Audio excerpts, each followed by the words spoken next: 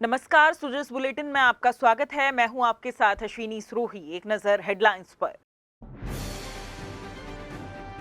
मुख्यमंत्री ने किया श्री जय नारायण व्यास स्मृति भवन टाउन हॉल का लोकार्पण। कहा, कला संस्कृति के संरक्षण और संवर्धन के लिए राज्य सरकार प्रतिबद्ध है।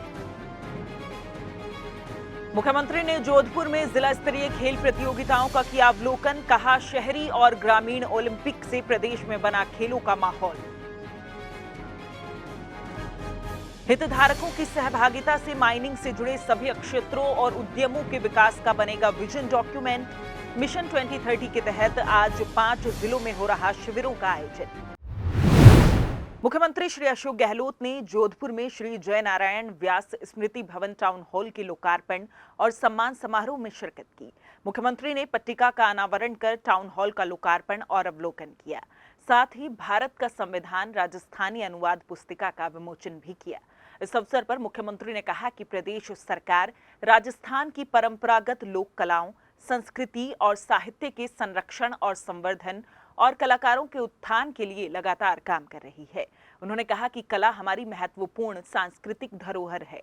कलाओं का संरक्षण और कलाकारों को प्रोत्साहन देना राज्य सरकार का दायित्व है। अपने प्रतिभा के बल पर राज्य के कलाकार आज देश विदेश में लोकप्रिय हो रहे हैं। विजन 2030 को साकार करने में कला और संस्कृति की भी महत्वपूर्ण भूमिका होगी। मुख्यमंत्री दो कला का पहला योजना 2023 के माध्यम से इस साल निश्चित रहे। हमने जो मांगा, जैसे आपने कहा, मांग के बाद थक जाएंगे, मैं देते नहीं दूंगा। 2030 का जो मिशन है, मैं उस पर आपको अपील करना चाहूंगा। कलाकार हो या साहित्यकार है, पत्रकार जो बैठे हैं, आप क्या सोचते हो 30 के अंदर राजस्थान में कला संस्कृति की स्थिति क्या हो? 30 के अंदर संविधान अगर में काम पहुंचे, ये सपना देख के हम चलेंगे अपने फील्ड का हम क्या योगदान दें। हम 1 करोड़ लोगों तक पहुंच रहे हैं, छात्रों को डिबेट करवा रहे हैं, ऐसी कंपनी करवा रहे हैं स्कूलों के अंदर। अपनी भावना बताए, उसका डॉक्यूमेंट बनेगा, सरकार का डॉक्यूमेंट होगा। वो डॉक्यूमेंट काम आएगा आने वाली पीढ़ियों के लिए। उनको एक प्रकार 30 में जो है हमने आधार बनाया, ये राजस्थान इस प्रकार से होना चाहिए आगे।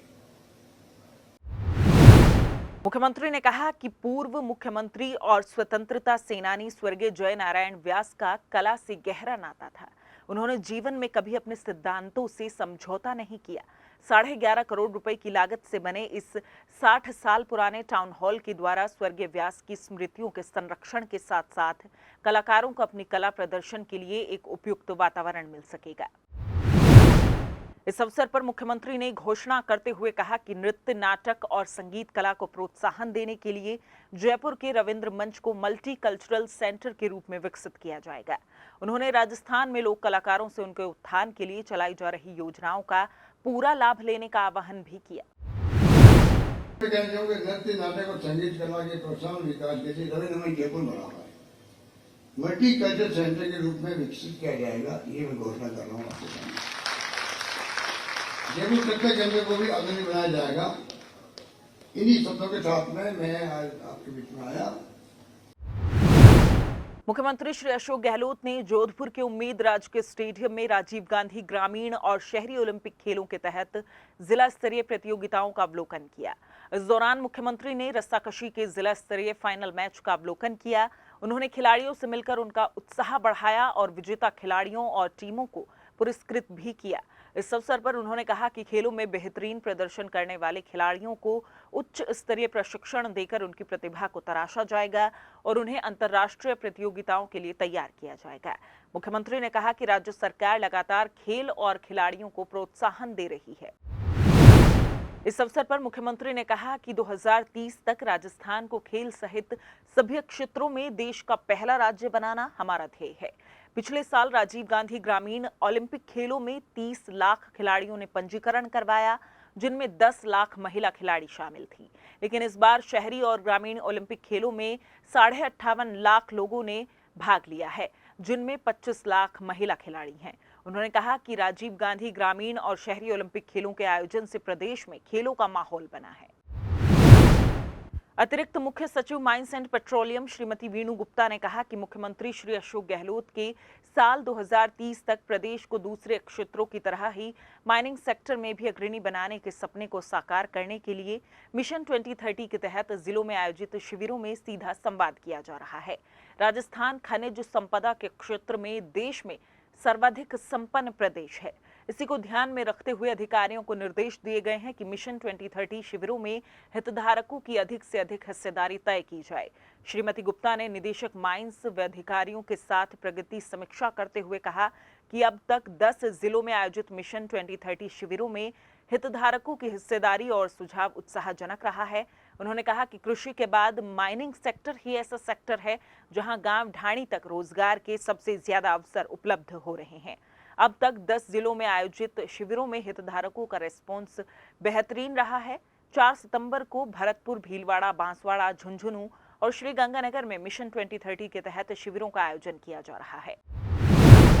जन सम्मान वीडियो कॉन्टेस्ट के माध्यम से प्रदेशवासी लगातार अपने राज्य की नई जन कल्याणकारी योजनाओं पर आधारित वीडियो बना रहे हैं।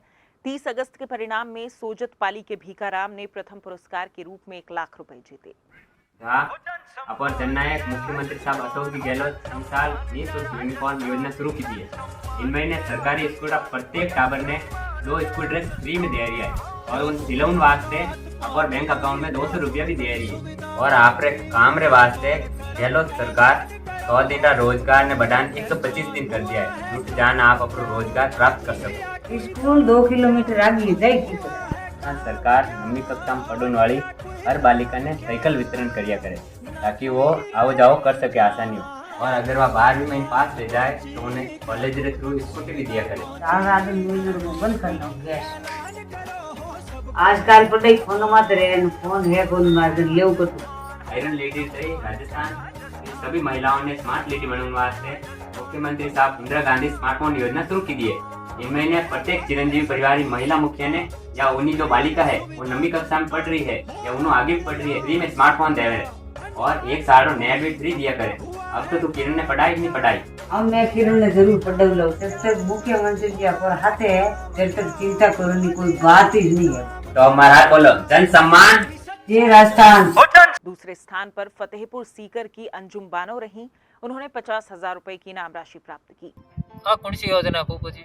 अरे ई योजना का महीने पुरुषों ने 4,000 रुपया, महिला और दिव्यांगा ने 4,500 रुपया सरकार दे रही है।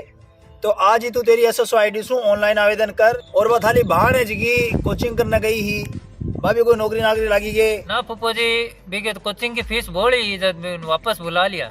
अरे तो इसके लिए भी मुख्यमंत्री जी योजना चला रखी है, मुख्यमंत्री अनुप्रति कोचिंग योजना। ये योजना का महीना आवेदन करो और बढ़िया कोचिंग सेंटर है जगह का महीने नंबर 80 और बिल्कुल फ्री में कोचिंग कर सके। एक आवेदन के यहाँ फूफा जी? इसके लिए अपनी SSID से भी आप आवेदन कर सका और ई-मित्र पर जाके भी आप आवेदन कर सका। और थाली माँ कौन दिख रही? थाली माँ कर गई है आज। माँ तो फूफा जी बीमार है, माँ को तो ऑपरेशन बता रहा कि डॉक्टर जब माँ सुती है हमें।